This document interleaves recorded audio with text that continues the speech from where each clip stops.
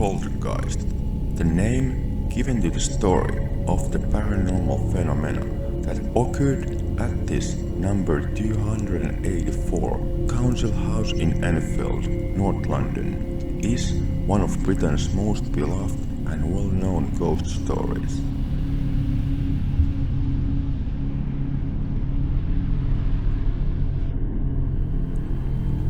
It's also been the center of a major Hollywood feature film, The Conjuring 2, as well as the Enfield Haunting series on Sky TV, both with star-studded casts.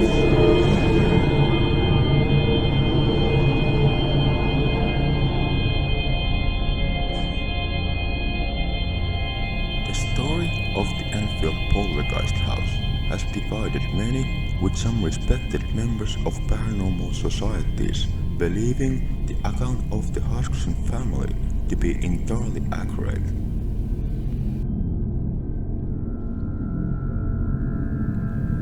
However, many skeptics think that many elements of the story earmark it as being a hoax.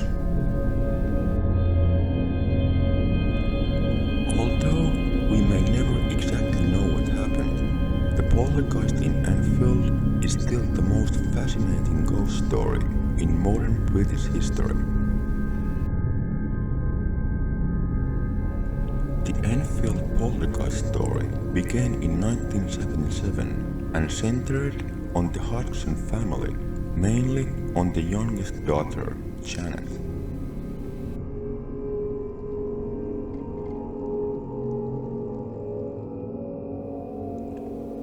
Mother Peggy, daughters Margaret, 13 years old, and Janet, 11 years old, and sons Johnny, 10 years old, and Billy, 7 years old, lived in an average semi-detached council house in Enfield. We usually hear tales of ghostly encounters in grander settings, hotels, castles, and ancient buildings. So the haunted house in Enfield resonated with families across Britain because it was real, it was close to home, it felt like it could happen to us. The first event in the haunting is disputed, but it's thought to be either the beds moving around Janet and Margaret's room or the chest of drawers moving forwards and then moving backwards. In both cases, Peggy told the children to stop messing around and didn't believe that anything was happening until she moved the chest of drawers back into place, only to see it move once again. I don't want to hear another word. Now get back to bed, the lot of you!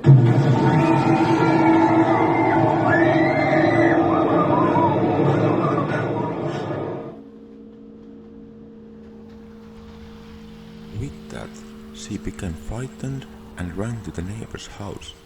The neighbors then accompanied them back to the house, only to hear other unexplained noises, such as knocks and banging noises from various places in the house, with no particular source.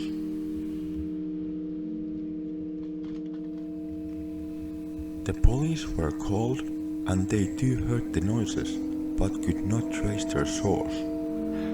Look, there has to be some sort of explanation. Sir, that's why we're here, okay?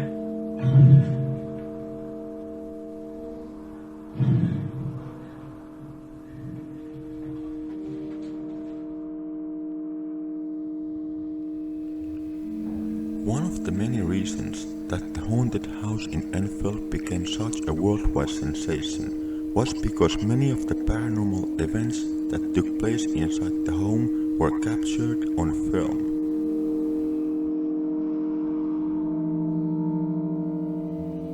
Once the police were called, many more events began to occur. Items were regularly thrown around. Janet, the youngest daughter, spoke in strange voices and snarls, and she was thrown around her bedroom.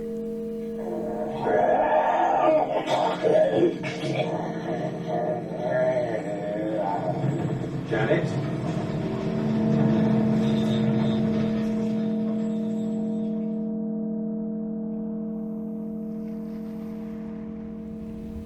This image shows her mid-air in a seemingly impossible leap.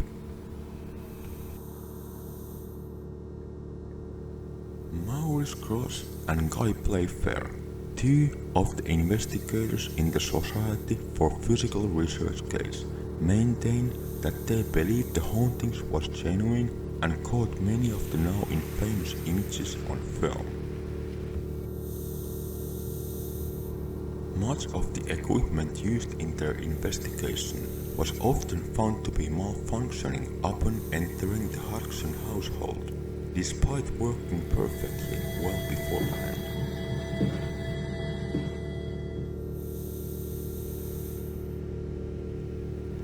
However, Janet was found to have hidden a tape recorder and was videotaped bending spoons on another occasion.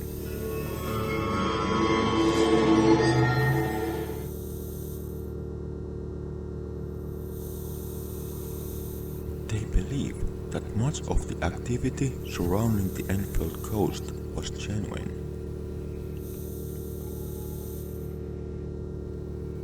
However, they suspect that some of the occurrences were exaggerated by Janet for increased attention by reporters.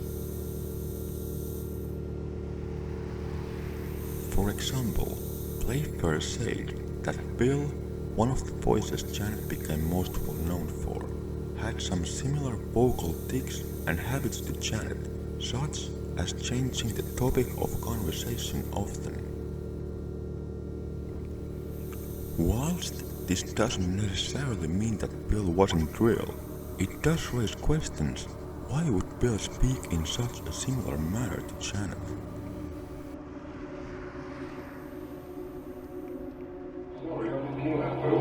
My friend took off. My friend took off. So, what you're saying is we could get rid of you by friend took off? Yes.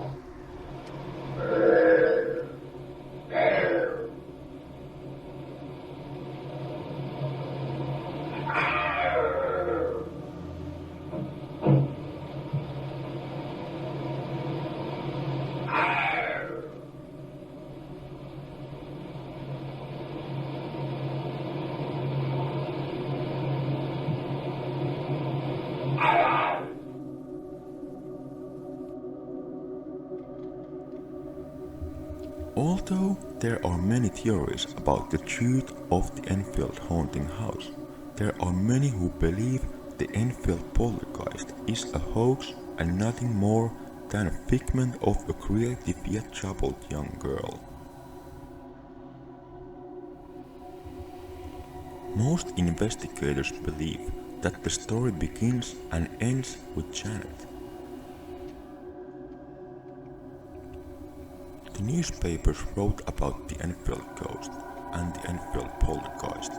Many also wrote scathing stories about Janet. Janet, the young girl at the very heart of the story.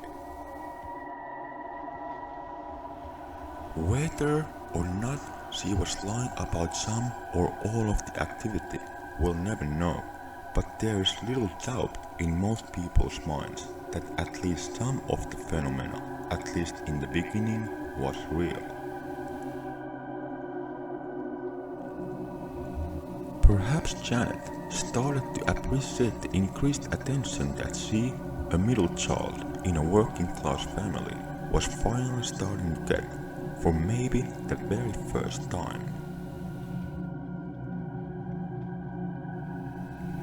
So she began to exaggerate some of the activities around her to gain more notoriety, exposure, and attention. Or perhaps Janet's story echoes other poltergeist stories. Typically, poltergeist encounters occur around young women before entering puberty.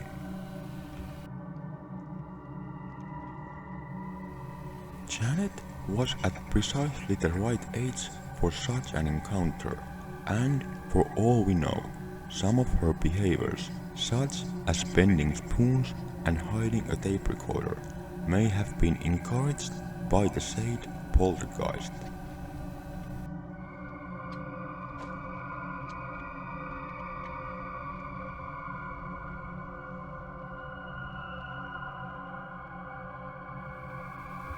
The Warrens were well-known paranormal investigators in the 1960s and 1970s.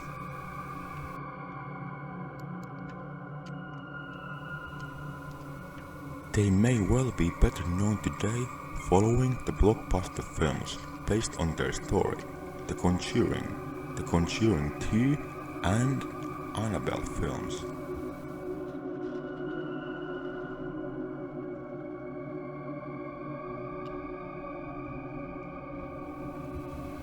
The Conjuring 2 true story differs from the film quite a bit.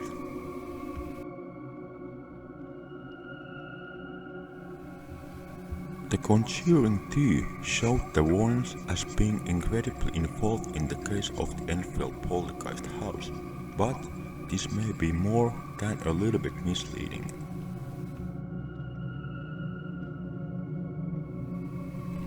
Guy Playfair, one of the investigators on the case, said that the Warrens turned up to the Enfield house uninvited and stayed for just one day.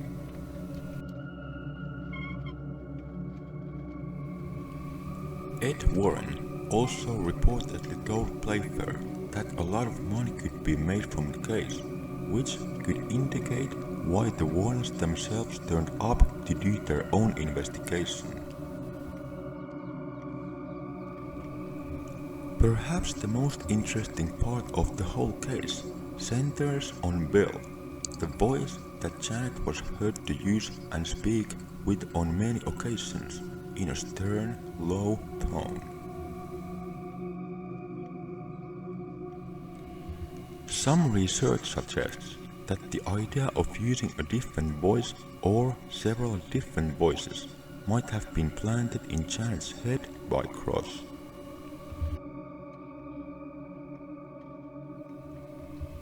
Janet told reporters that Cross had told her that the voices were needed to talk, and immediately following the voices came. My name is Morris Gross. Who are you? This is my home. Get out now.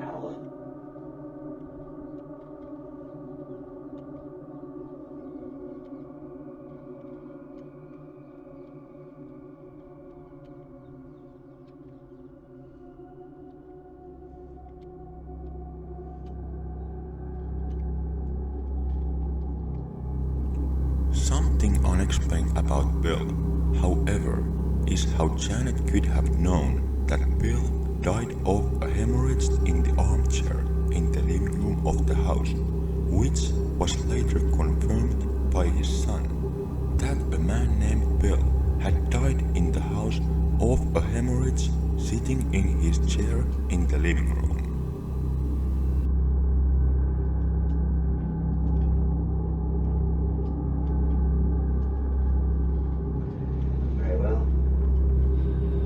Who's there?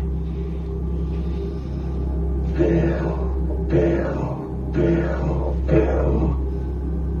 Bill who? My name is Bill Wilkins, and I'm 72 years old.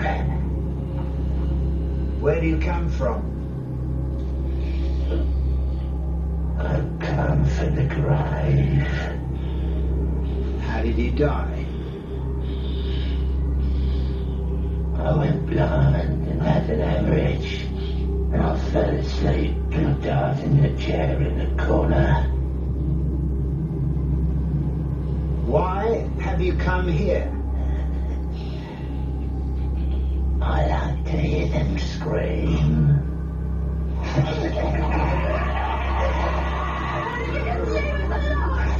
You old cow.